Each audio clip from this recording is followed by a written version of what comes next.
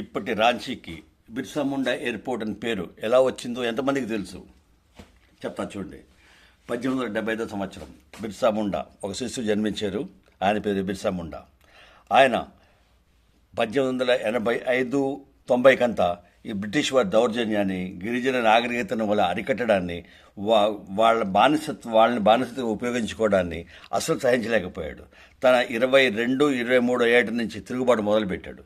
ఎలా తిరుగుబాటు మొదలుపెట్టాడంటే ఈవెన్ ధ్వంసం, బ్రిటిష్ కార్యాలను ధ్వంసం చేయడము, పోలీస్ స్టేషన్లు ధ్వంసం చేయడము, తుపాకులు ఎత్తుకుపోవడము అలాంటివి చేశాడు.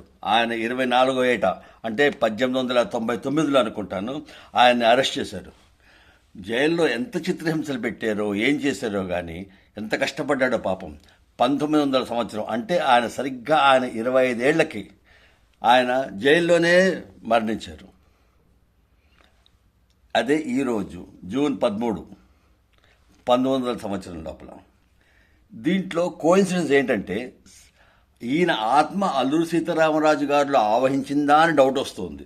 ఎందుకంటే 1900లో ఈయన పోతే 1910 తర్వాత నుంచి అల్లూరి సీతారామరాజు గారు ఇదే కార్యక్రమం మొదలుపెట్టారు. ఇదే విధంగా బ్రిటిష్ చేతి లోపల ఆయన కూడా పరమపదించారు. కానీ ఈవేళ బిర్సా ముండా గారి చనిపోయిన రోజు, పరమపదించిన రోజు ఆయన పేరు మీదే ఇప్పుడు అక్కడ రాంచీలో ఉన్న ఎయిర్పోర్టు ఆయన పేరు మీద వచ్చింది. ఇలాంటి మరిన్ని వివరాల కోసం మరికొన్ని వీడియోలను చూడండి. అభిరుచి క్యాటర్ ఛానల్ని సబ్స్క్రైబ్ చేయండి, షేర్ చేయండి. Thank you.